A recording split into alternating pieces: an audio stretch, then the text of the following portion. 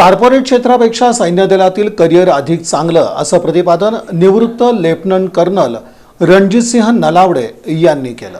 हुतात्मा स्मृती मंदिरात सातारा येथील सैनिक स्कूलमधील माजी विद्यार्थी संघटनेच्या सोलापूर चॅप्टर मेळाव्याचं आयोजन करण्यात आलं होतं। यावेळी व्यासपीठावर निवृत्त लेफ्टनंट कर्नल रणजितसिंह नलावडे, निवृत्त एअर मार्शल अरुण गरुड, निवृत्त ब्रिगेडियर अरविंद कुडलकर, माजी विद्यार्थी संघटनेचे अध्यक्ष प्रकाश कदम, सैनिक स्कूलचे प्राध्यापक प्रेम नेगी, सोलापूर चॅप्टरचे अध्यक्ष गंगाधर थळंगे यांची उपस्थिती होती। शहरातील लाठीकाठी क्लब, सैनिक शाळा आणि तरुणांच्या उपस्थितीनं सभागृह फुलून गेलं होतं। यावेळी निवृत्त लेफ्टनंट कर्नल रणजितसिंह नलावडे यांनी मार्गदर्शन केलं। आपल्या देशाची परिस्थिती काय आहे आणि जेव्हा जेव्हा आपल्या संस्कृतीवर हल्ले झालेले आहेत, आपल्या देशावर हल्ले झाले आहेत, माझ्या अंदाजाप्रमाणे 3 राज्य प्रामुख्याने पुढे आलेले आहेत, एक महाराष्ट्र, एक पंजाब आणि पश्चिम बंगाल।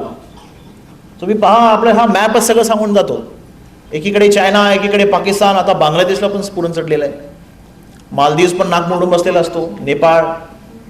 ही आपली एक्सटर्नल परिस्थिती आहे आणि you can't choose your neighbours, तुम्ही तुमची नेबर्स सिलेक्ट करू शकत नाही। सो असा एक बुद्धिजीवी विचार मांडणं की स्ट्रॉंग डिफेन्स फोर्सेस असण्याची गरज नाही, हा भविष्यामध्ये आपल्याला डुबवणारा विचार आहे, त्याच्यापासून आपण सावध राहायला पाहिजे। निवृत्त ब्रिगेडियर अरविंद कुडलकर यांनी ऑपरेशन खोखरीचं शौर्यपूर्ण सादरीकरण केलं।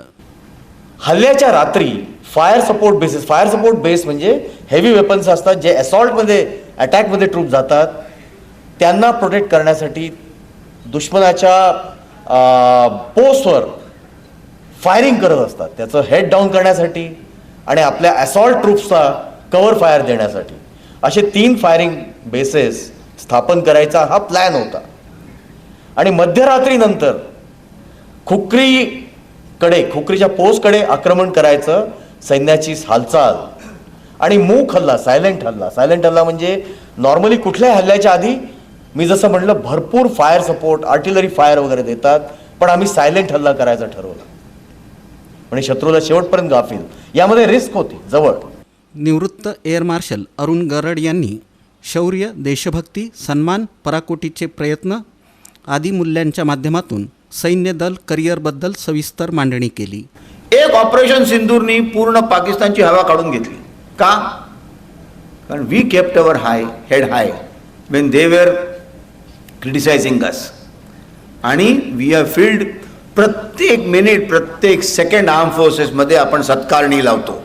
ही जी सवय आहे, जे ब्रिगेडियर कुंडलकरांनी सांगितलं हाऊ इट कम्स आपल्या सिव्हिल लाईफमध्ये कशी येईल, तर ही सवय जी आहे, तर वन्स अगेन रुडयार्ड किपलिंग म्हणतो हे जग तुझं असेल, हे आपल्याला शिकवतं। आणि I have followed every single thing that I am saying to the T.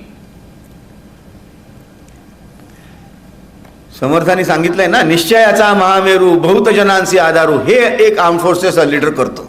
सूत्रसंचालन प्राध्यापक किरण कुलकर्णी, पाहुण्यांचा परिचय डॉक्टर रविराज गायकवाड आणि डॉक्टर चंद्रकांत वाघमारे यांनी करून दिला। कार्यक्रमासाठी पोपट शिंदे, संजय बुरगुटे, सुधीर नगरकर यांनी सहकार्य केलं।